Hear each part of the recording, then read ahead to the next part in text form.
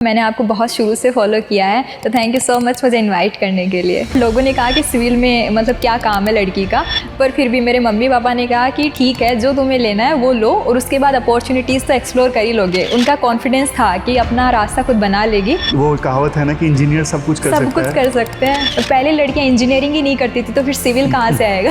मैं राजस्थान से हूँ, मुझे पता था कि वो कलेक्टर सर क्या कर रहे हैं, कैसे वो डिलीवरी कर रहे हैं। मुझे लगा हाँ, लाइफ्स को तो छू सकता है अगर करना हो तो। सोसाइटी के प्रेशर में आके नहीं तैयारी करनी चाहिए, खुद से लगे करनी है करो, अदरवाइज आधे अधूरे मन से तो वैसे भी पैसा वेस्ट, टाइम वेस्ट। मैंने खुद फेस किया है कि 1 साल के बाद जॉब के मैं प्रिपरेशन स्टार्ट करूँ, 2 साल के बाद करूँ, कब करूँ, क्योंकि आप एक लूप में फंस जाते हैं। फिर तो इंस्पिरेशन तो सर हर जगह से ही आती है। बाकी आपने बचपन से इतना फेम दिया है पोस्ट को भी, तो सबको पता है कि हाँ कर सकते हैं। जॉब छोड़ना बहुत ही एक रिस्की काम था। IT से अच्छे खासे पैकेज से अगर आप छोड़ते हैं और as a middle class family, तो आप पे बहुत प्रेशर होता है। कौन देख रहा है, दोनों की घर पे अपनी अपनी कॉपी है, रद्दी में जानी है, कौन देख रहा है। तो हमने लिखा और हमने वो 8-10 दिन में सर कंटेंट भी आ गया और जो आपने पढ़ा है वो रिटेन भी ज़्यादा होने लग गया। मेरी ज़िंदगी की सबसे बड़ी हर्डल ही यही थी कि UPSC मेंस, कि UPSC का इंटरव्यू मतलब 5 बहुत सीनियर लोग बैठे हैं, आपसे दबादब क्वेश्चंस पूछ रहे हैं। हो सकता है कि ऐसा हो और उसकी वजह से शायद मैंने 2023 में मेरे ऑप्शनल में 250 से 270 होते और रैंक होती। नमस्कार दोस्तों, आज हमारे साथ काफ़ी इंस्पायरिंग पर्सनैलिटी मौजूद हैं। रेखा की इस बार CSE 2024 में 176 रैंक आई है। रेखा ने 2022 में ओनली IAS का फाउंडेशन बैच ज्वाइन किया था। आज हम बहुत सारी ऐसी डिस्कशन करेंगे जो खास करके वो एस्पायरेंट्स जिन्होंने या तो तैयारी स्टार्ट कर दी है या फिर करने वाले हैं, तो उनको इस कन्वर्सेशन से, इस इंटरेक्शन से काफ़ी ज़्यादा फ़ायदा होगा। रेखा, सबसे पहले बहुत बहुत कांग्रेचुलेशंस आपको 176 रैंक। धन्यवाद सर।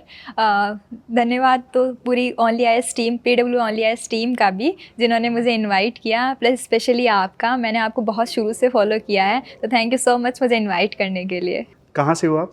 सर मैं सीकर राजस्थान से हूँ। और स्कूलिंग वगैरह आपकी सीकर में हुई? जी, मेरी पूरी स्कूलिंग सीकर से हुई। और बचपन में कैसे थे आप पढ़ाई में? सर बचपन में मैं कहूँगी कि ठीक ठाक ही थी। परसेंटेज वाइज तो बहुत अच्छे थे। मैं बहुत ही स्टडियस थी और कि पढ़ाई जितना करती थी उतना तो कर ही लेती थी। उस ऊपर से थोड़ा बहुत खेलना कूदना भी था बचपन में, 12th तक। तो फिर आपने +1 +2 में नॉन मेडिकल लिया? यस सर, मैंने मैथ लिया और मैंने JEE का फाउंडेशन कोर्स भी ज्वाइन किया 11th-12th के लिए, ताकि मैं IIT NIT में किसी में भी 12th के साथ चली जाऊँ। और फॉर्चुनेटली 12th में मेरे को MNIT जयपुर मिल गया, तो मैंने सिविल इंजीनियरिंग में अपनी ग्रेजुएशन 2020 में कंप्लीट की। सिविल में आपने लिया, आमतौर पे वैसे लड़कियां सिविल में कम जाती है शायद, है ना? जी सर। तो सबसे पहली बात तो सर JEE की रैंकिंग के अकॉर्डिंग आपको ब्रांच मिलती है, बट लोगों ने कहा कि सिविल में मतलब क्या काम है लड़की का। पर फिर भी मेरे मम्मी पापा ने कहा कि ठीक है, जो तुम्हें लेना है वो लो और उसके बाद अपॉर्चुनिटीज़ तो एक्सप्लोर कर ही लोगे। उनका कॉन्फिडेंस था कि अपना रास्ता खुद बना लेगी, तो बस उसी चक्कर में मैंने लिया और फिर उसके बाद हो गया सब सेटल। और पहले लड़कियाँ इंजीनियरिंग ही नहीं करती थी, तो फिर सिविल कहाँ से आएगा। वो वाली चीज़ है सर। और मेरे पेरेंट्स को नहीं पता था कि सिविल क्या है, ये क्या है। उन्होंने मुझे फ्रीडम दी और मैंने चूज कर लिया कि अपन ब्रांच लेते हैं, हम देख लेंगे फिर जो है। मैं रिलेट इसलिए कर पा रहा हूँ क्योंकि मैंने खुद इलेक्ट्रॉनिक्स से बीटेक किया था और TCS में जॉब किया। सर मुझे पता है आपकी जर्नी। फिर आपने मतलब इनकम टैक्स में काम किया, फिर आप प्रिवेंटिव ऑफिसर कस्टम्स में करेक्ट। तो वो कहावत है ना कि इंजीनियर सब कुछ कर सकते हैं। आपने सिविल से बीटेक किया जी, और आपने शायद फिर उसके बाद डेलोइट में जॉब किया था? जी सर। हाँ। उसके बाद फिर UPSC कैसे?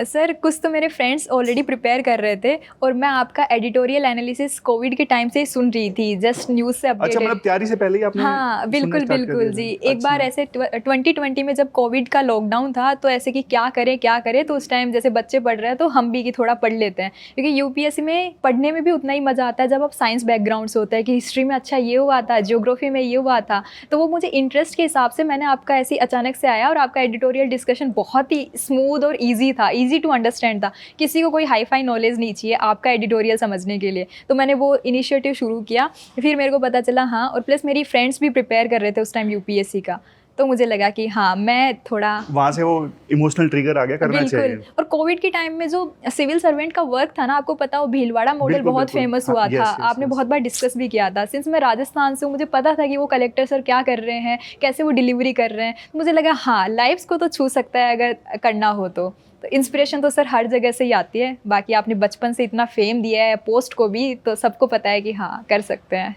तो रेखा, बहुत सारे एस्पायरेंट्स ना आप जैसी स्टेज में होते हैं कि अभी तैयारी स्टार्ट नहीं की है, पसो पेस में है कि तैयारी करनी चाहिए या फिर नहीं करनी चाहिए, और पहला स्टेप क्या हो। तो आपने वो सारे जो डायलेमास थे, कन्फ्यूजन्स थे, उनको कैसे एड्रेस किया फिर? सर इस चीज़ को मैं बहुत ही इन डेप्थ एड्रेस करना चाहूँगी क्योंकि ये बहुत बड़ा स्ट्रगल है। मैंने खुद फेस किया है कि 1 साल के बाद जॉब के मैं प्रिपरेशन स्टार्ट करूँ, 2 साल के बाद करूँ, कब करूँ, क्योंकि आप एक लूप में फंस जाते हैं। फिर से स्टार्ट करना कुछ नया बहुत डिफ़िकल्ट हो जाता है। ये बहुत से एस्पिरेंट के साथ होता है कि वो कॉलेज से करें, जॉब करने के बाद करें, जॉब छोड़कर करें। तो वो डिलेमा मैं यही कहूँगी कि सबसे पहले आप यूपीएससी का सिलेबस समझें, ध्यान से समझें कि आपका सच में इसमें इंटरेस्ट है क्या। जॉब प्रोफाइल को देखें कि क्या आप सच में ये काम करेंगे, क्योंकि आगे आपको 35 ईयर्स 30 to 35 ईयर्स तो सर्विस में देने हैं।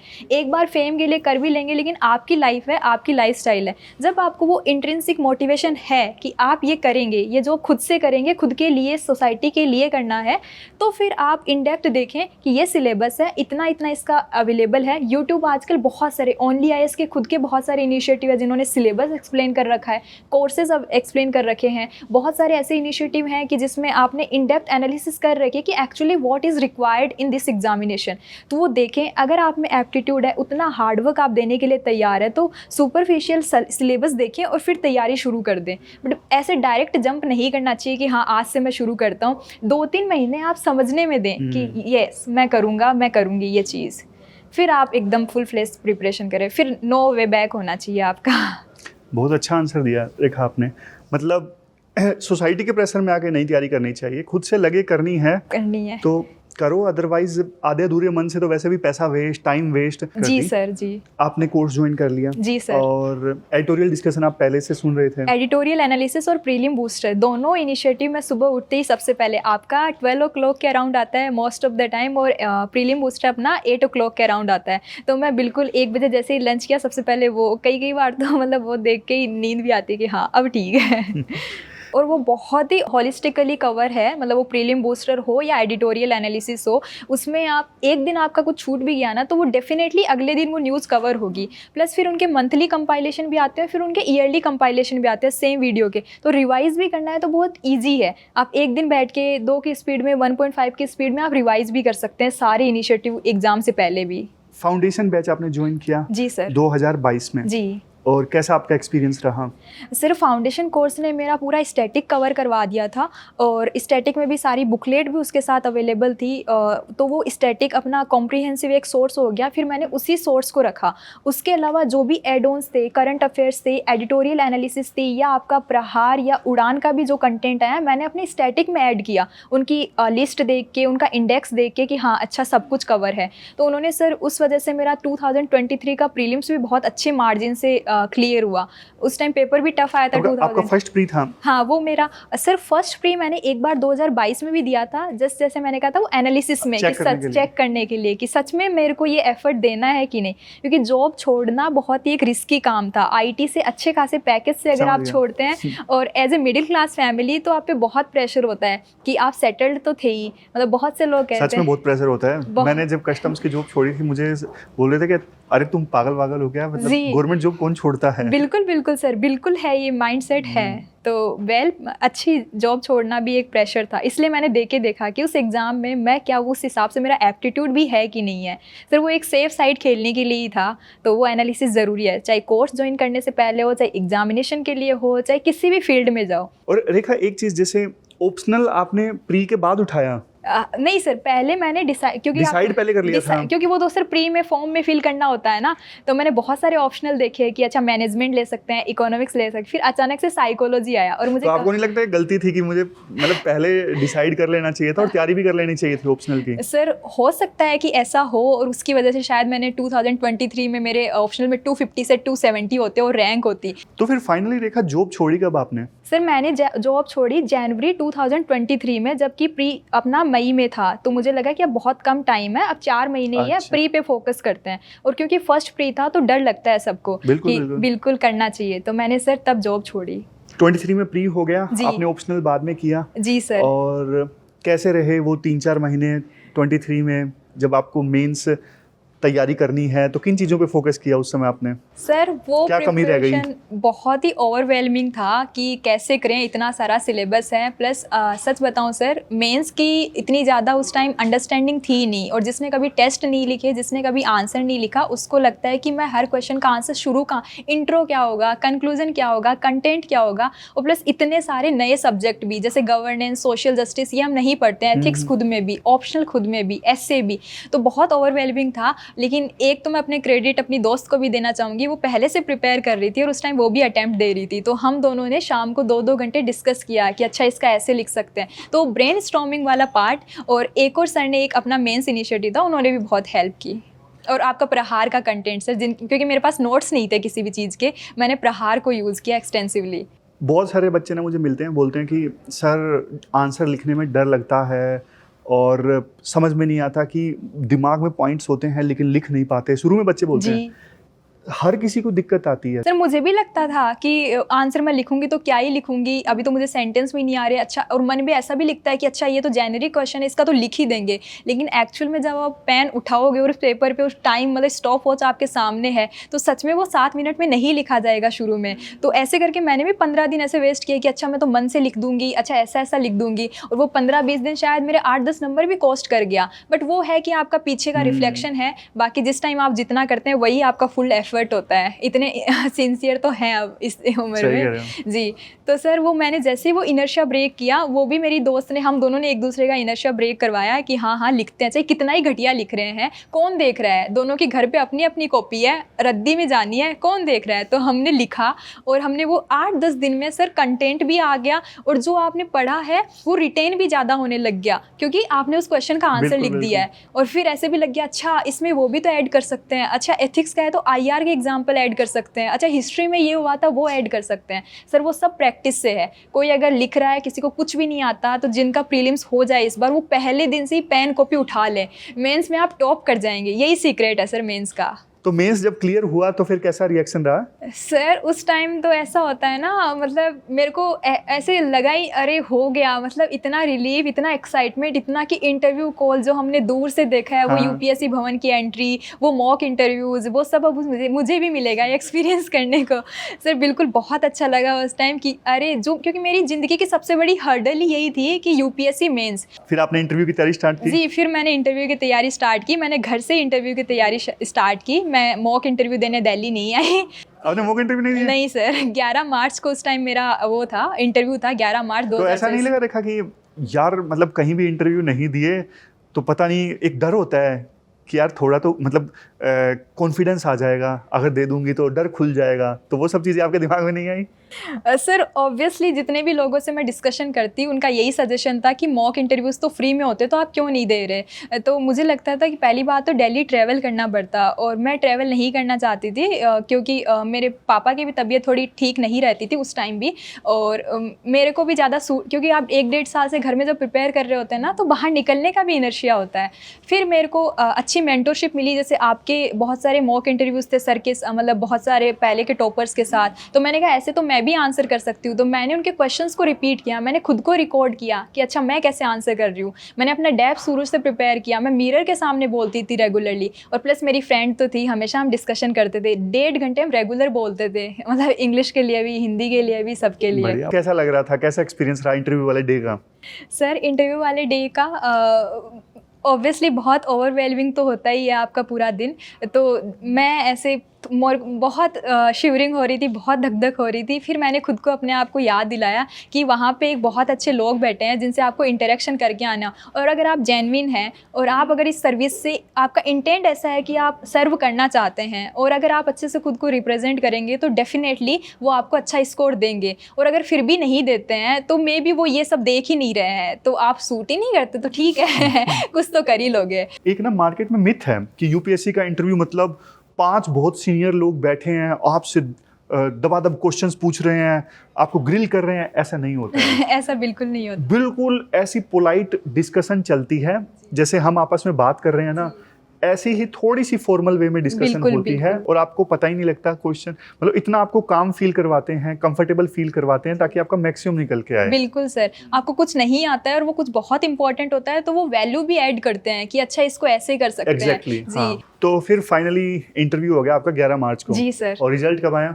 सर रिजल्ट आया था लास्ट टाइम 16 अप्रैल 2024 को। अच्छा, और रिजल्ट आपने खुद ने देखा? जी सर, मैंने अपने सारे रिजल्ट खुद ही देखे क्योंकि घर वालों को नहीं पता होता था कि आज रिजल्ट आ रहा है और किसी को पता भी नहीं था कि मैं प्रिपेयर कर रही हूँ। आप घर वालों को टेंशन नहीं देना चाहते नहीं थे? नहीं सर, बिल्कुल नहीं। मैं समझ गया। सेम। फिर रिजल्ट देखा, नहीं हुआ तो फिर आपको कैसा लगा? सर उस टाइम तो एक बार के लिए तो थोड़ा बुरा लगा, एक बार के लिए तो आंसू भी आ गई, अच्छा नहीं हुआ। एक रैंक लास्ट की तो आ ही सकती थी क्योंकि एफर्ट डाला है आपने 1 साल और जॉब छोड़ के डाला है, तो ऐसा भी लगता है अच्छा सही था। लेकिन फिर मैंने सोचा कि अगर मेरा प्रीलिम्स ही नहीं होता तो ये तो फॉर्चुनेटली हो गया, अगर मेरा सी सेट नहीं होता तो वो 2 नंबर ही तो ऊपर थे, 4 नंबर ही तो ऊपर थे, अगर मैं वो दिन अच्छा नहीं होता तो क्या कर रहे होते। सर मैंने बिल्कुल एनालिसिस की उस दिन, तो फिर मैंने फिर से एफर्ट उसी दिन 17 तारीख को मैंने अपनी किताबें उठाई। उससे पहले भी मैं प्रिपेयर कर रही थी क्योंकि श्योर था कि अगर रैंक आ भी गई ना सर तो आपकी ऐसी रैंक आएगी कि आपको फिर से अटेम्प्ट देना पड़ेगा क्योंकि वो लग जाता है आपको प्रिपरेशन में थोड़ा बहुत। Rekha, what a positive person you are. मतलब रिजल्ट से अगले दिन आपने फिर से तैयारी करना सर स्टार्ट कर दी? 17 अप्रैल से बिल्कुल, और उस टाइम भी मैं और मेरी दोस्त ने 17 अप्रैल को शाम को ही डिस्कशन शुरू किया कि अच्छा ये करना है, अच्छा चलो आज अपन पॉलिटी से शुरू करते हैं। पॉलिटी और इकोनॉमी क्योंकि सबके फेवरेट होते हैं, वो जल्दी जल्दी कवर भी हो जाते हैं सर। 2 महीने में तो आपने तैयारी कर ली। प्री में आपको वैसे ही डर नहीं लगता था? डर नहीं लगता था, पर सर उस दिन लगता है क्योंकि आपका फिर से एक अटेम्प्ट की बात है तो डर लगा था थोड़ा बहुत ही। रेखा ने लास्ट टाइम इंटरव्यू दिया था, फिर भी वो प्री में कॉम्प्लेसेंट नहीं हुई कि यार प्री तो मैं ऐसे ही क्लियर कर दूंगी, नहीं, उन्होंने प्री को उतना ही सीरियस लिया। बिल्कुल सर। दूसरा उन्होंने एक बात बोली कि देखो आपने अगर अपना बेस्ट दिया है ना तो आप इस बारे में कॉन्फिडेंट रहो कि यार मैंने इतनी पढ़ाई की है तो मुझे नहीं आएगा तो बहुत कम स्टूडेंट्स होंगे जिनको ये आएगा। इतना कॉन्फिडेंस होना चाहिए। अल्टीमेटली देखो दिस इज कॉम्पिटिटिव एग्जाम। बिल्कुल सर, बिल्कुल। आप बाकियों के कंपैरिजन में कैसा परफॉर्म कर रहे हो उससे डिपेंड होती है आपकी रैंक और सब कुछ। बिल्कुल सर, कट ऑफ तो उसी का खेल है पूरा। और फाइनली प्री तो आपका अच्छा हुआ? अच्छा हुआ सर, प्री अच्छा हुआ, प्री हो भी गया। तो इस बार मेंस के लिए अलग क्या किया आपने?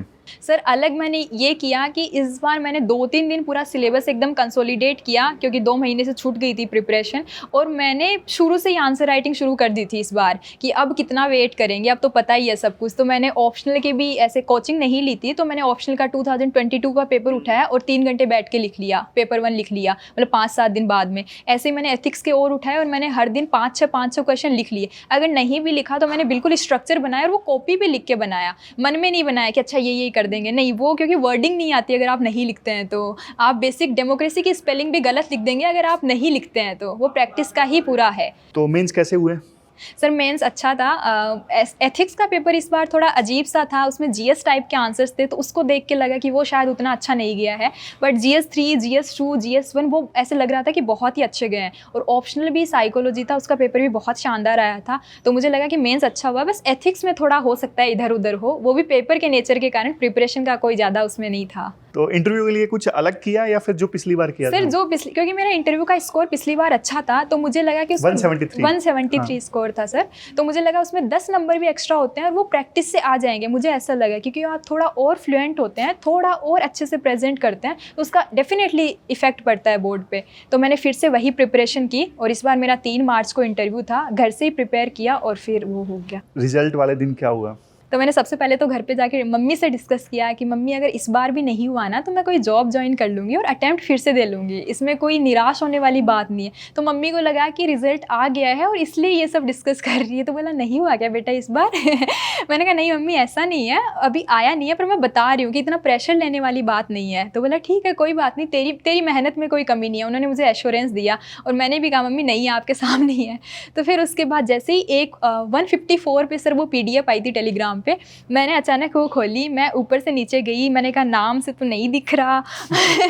फिर मैं मेरा रोल नंबर में 048 थे, तो 048 ऐसे मुझे एक जगह दिखा। मैंने कहा यार इतना तो किसी से और कोइंसिडेंट नहीं होता। मेरे को थोड़ी सी सांस में सांस आई, मैंने देखा 048 और 71 ऐसे, फिर आगे नाम देखा और मेरा नाम क्योंकि सरनेम की वजह से बहुत यूनिक है तो वो अकेला ही नाम था, तो मैंने कहा रेखा वह है। फिर मैं रैंक पे गई, फिर मेरे को बिलीव नहीं हुआ सर, क्योंकि मैं अंडर 400 अंडर 500 की रैंक भी आई तो ऐसी आएगी और फिर आप मतलब वही IAS मिल जाएगा, अटैम्प्ट फिर से नहीं देना पड़ेगा, वो सिनेरियो सारे आपने इमेजिन कर रखे होते हैं। बट जैसे ही मैंने 176 देखा, मेरी एक्सपेक्टेशन से काफ़ी अबोव थी, क्योंकि आप सिर्फ लिस्ट में नाम एक्सपेक्ट करते हैं। पेरेंट्स का रिएक्शन? सर उस टाइम मम्मी मेरे पास थी, तो मैंने मम्मी से जाके मम्मी मेरा हो गया, मम्मी मेरा हो गया, तो बोला हो गया। फिर मैं फिर से दूसरी PDF में चेक कर रही हूँ कि सच में हो गया। फिर उसके बाद मेरे आंसू आ गए कि सच में मेरा हो गया। तो मम्मी को लगा कि फेक तो नहीं है, ये रो इसलिए रही है कि इसका नहीं हुआ। मैंने कहा नहीं इसलिए रो रही हूँ कि हो गया।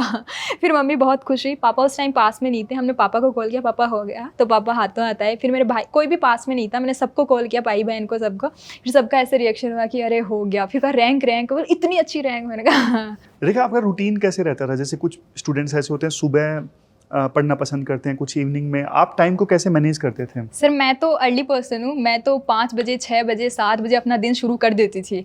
गर्मी होती है तो 5:30 उठ के अपना शेड्यूल कि हाँ जैसे भी 7 बजे नाश्ता करके एकदम बैठ गई पढ़ाई पे, और वैसा मैं अर्ली पर्सन हूँ। रात के 9-10 बजे या 8 बजे बाद भी मेरा दिमाग नहीं चलता। तो फिर मैं, और हमेशा क्योंकि मैं फुल टाइम प्रिपेयर कर रही थी, तो मैं 8 से 10 घंटे तो मिनिमम देती थी। 8 से 10 घंटे मेरा रेगुलर था। अगर कहीं जाना भी है तो भी मैं 2 की स्पीड में कोई वीडियो कंप्लीट करूँ, और वो क्लॉक आवर्स होने चाहिए आपके कंप्लीट। ऐसा इसलिए भी क्योंकि आपको अच्छा फील होता है। जिस दिन आपने नहीं पढ़ाई की है ना, उस दिन आप चाहे कुछ भी कर लो, आपको बिल्कुल अच्छा फील नहीं होगा। मेरे को तो नहीं होता था कि अच्छा आज ये नहीं किया। जैसे आजकल इतनी सारी डिस्ट्रैक्शंस हैं और मोबाइल फ़ोन है, इंस्टाग्राम है, तो आप कैसे इन सब को अवॉइड कर पाए? सर मेरा फेसबुक इंस्टाग्राम पे कोई चैनल नहीं है। वो इसलिए नहीं है क्योंकि उनको मैनेज करना बहुत डिफ़िकल्ट है। आपके पास फ्रेंड रिक्वेस्ट आएंगी, फिर उनको आप एक्सेप्ट करोगे, फिर उसके बाद आप पोस्ट डालोगे तो उस पर लाइक्स देखोगे, शेयर देखोगे, कितने कितने लोगों ने कमेंट किया वो देखोगे। तो मुझे ये बहुत ही ऐसे टीडियस टास्क लगता था, इसलिए मेरा कोई अकाउंट नहीं था। प्लस मैं बहुत ही प्राइवेट पर्सन हूँ, तो मैं वैसे भी कोई अकाउंट, मेरे पास व्हाट्सअप था इसलिए कि क्लोज कॉन्टैक्ट में रहे, कोई कुछ भेज रहा है, और टेलीग्राम था। लेकिन अगर आप IAS बनते हो तो कौन से सब्जेक्ट्स पे आप फोकस करना चाहोगे, कि मतलब इन एरियाज़ में आप पर्सनली दिल से काम करना चाहते हो? सर बिल्कुल, सबसे पहले तो मुझे लगता है कि जैसे हम बहुत बार डिस्कस करते हैं कि कोई भी सेगमेंट हो, पॉलिसी हर कोई बहुत अच्छी है, बट चैलेंज आता है आपका इम्प्लीमेंटेशन में, कि डिस्ट्रिक्ट में है फिर भी सिटीजन्स का इन्वॉल्वमेंट नहीं है, उन्हें पता ही नहीं है कि उनके लिए क्या स्कीम है। तो जैसे पर्टिकुलर एस्पेक्ट तो आपके ये हो गए, जो पॉवर्टी वाला सेक्शन है, कि उनको सारी स्कीम कैसे आप पहुँचा दें। उनका चाहिए एक्टिव, जैसे होता है ना एक्टिव पार्टिसिपेशन, पहले से सर्टिफिकेट बना दो, प्रोएक्टिव ऐसे कैंप लगा दो ताकि सबका रजिस्ट्रेशन हो। विमेन का है तो उनका ट्रेनिंग के लिए, उनकी इकोनॉमिक एम्पावरमेंट के लिए। सिर्फ पढ़ लिख सब लेती हैं, बट जब तक फाइनेंशियली कोई कैपेबल नहीं होता तो कोई किसी की सुनता नहीं है। तो इस प्रकार से देखो, ये थी रेखा के साथ में इंटरेक्शन, जिनकी 176 रैंक इस बार आई, और काफ़ी अच्छा लगा रेखा से बात करके, काफ़ी अच्छा लगा, काफ़ी मैच्योर उनके आंसर्स हैं। आपके कुछ क्वेश्चंस हैं माइंड में तो आप कमेंट बॉक्स में लिख सकते हो, ताकि फर्दर फिर हम रेखा के साथ में इंटरेक्ट करें तो उन क्वेश्चंस को हम एड्रेस कर सकें। रेखा, बहुत अच्छा लगा आपसे बात करके, और दिल से बहुत बहुत कॉन्ग्रेचुलेशंस, बहुत बहुत खुशी। Thank you so much sir. बिल्कुल, ये अपॉर्चुनिटी तो मेरे लिए है, आपसे मिलना, बात करना, ये अच्छा से एकदम ऑनेस्ट कन्वर्सेशन करना। बिकॉज सो मेनी एस्पिरेंट्स को लग सकता है कि ये तो बहुत ही जेनेरिक है, बट मैं अपने पर्सपेक्टिव से बता रही हूँ, बहुत ही जेनेरिक एकदम प्रिपरेशन थी, और जो ऑनेस्ट मेरा एकदम ओपिनियन है मैंने वो रखा है। मे भी उसमें कुछ फैंसी ऐसा ना हो, बट कंसिस्टेंसी और हार्डवर्क बिल्कुल है सर। इतना तो देखो एस्पायरेंट्स को समझ में आता है कौन दिल से बोलता है, कौन कैसे बोलता है। जी सर। अगेन बहुत बहुत मुबारक हो, and thank you very much. Thank you so much sir.